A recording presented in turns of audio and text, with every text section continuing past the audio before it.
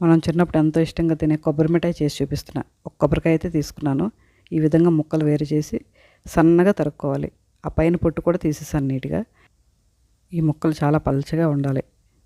అప్పుడే అచ్చు మనకు పల్చగా మంచిగా వస్తుంది, గుళ్ళగా వస్తుంది.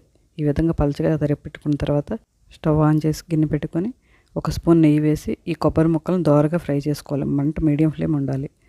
షుగర్ 300 గ్రాములు వేసాను.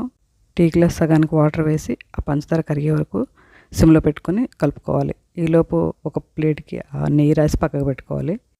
పంచదార మంచిగా కరిగిన తర్వాత కొంచెం మంట హై పెట్టి దగ్గరకు వచ్చే వరకు ఈ విధంగా పాకం చూసుకోవాలి. చూసారు, చాలా దగ్గరగా అయిపోతుంది. ఇంకా అచ్చు పోసేయడమే.